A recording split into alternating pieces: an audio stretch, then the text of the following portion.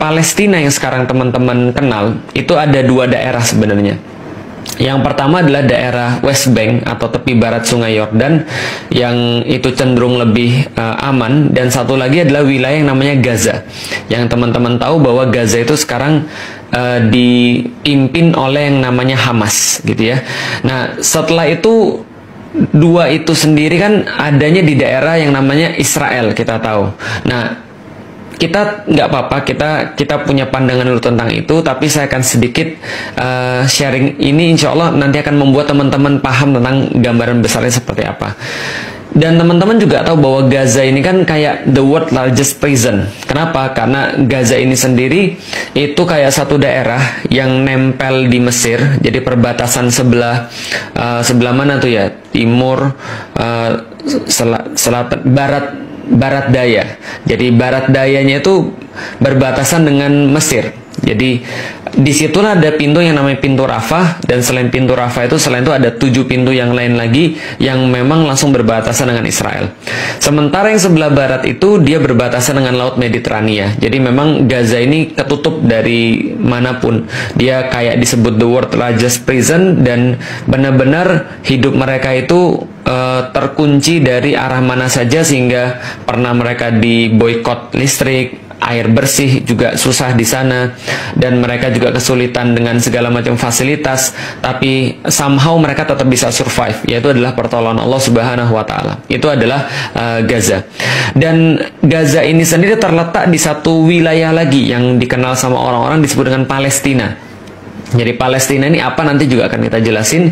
Dan di situ ada satu kota yang sangat penting bagi 3 agama yang disebut dengan bahasa internasional sebagai Yerusalem. Kalau orang-orang Muslim mungkin lebih mengenalnya dengan nama Al-Quds, gitu ya. Jadi Al-Quds, atau orang-orang yang di internasional menyebut Yerusalem.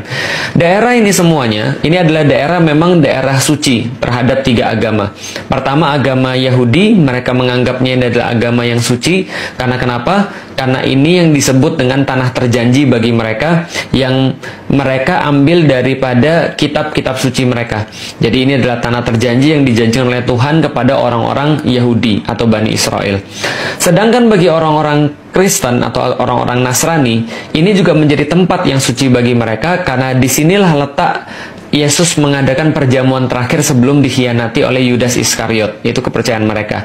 Dan disinilah juga ada tempat yang namanya Bukit Golgota, yang mereka yakini sebagai tempat penyaliban Yesus Kristus. Walaupun tentu orang Muslim keyakinannya berbeda, tapi ya kita cuma cerita kenapa sih tempat ini jadi sebuah tempat yang disucikan oleh 3 agama. Yang pertama adalah karena orang-orang Yahudi menganggapnya sebagai tanah terjanji. Yang kedua, orang-orang Kristen atau orang-orang Nasrani menganggap ini adalah sebagai tempat yang merupakan tempat terakhir perjanjian Yesus, perjamuan terakhir Yesus, lalu juga tempat disalibnya Yesus Kristus.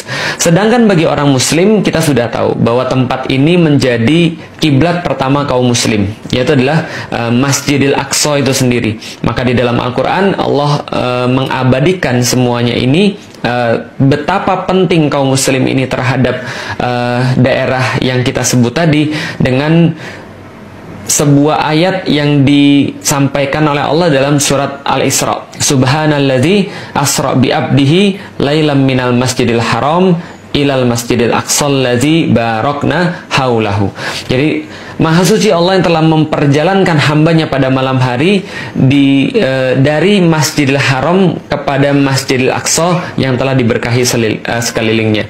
Dan Rasulullah sendiri berpesan kepada kaum muslimin, kalau kalian itu jangan bersusah-susah untuk pergi kecuali ke 3 tempat, yaitu adalah Masjidil Haram, Masjid Nabawi, dan Masjidil Aqsa. Dan dalam banyak hadis-hadis yang lainnya, Rasulullah SAW senantiasa menggarisbawahi pentingnya, indahnya, bagusnya, berartinya Masjidil Aqsa bagi kaum muslimin. Maka ini adalah menjadi sebuah tempat yang sangat penting bagi 3 agama di dunia. Khususnya di satu kompleks yang namanya kompleks Masjidil Aqsa atau Haikal Sulaiman dalam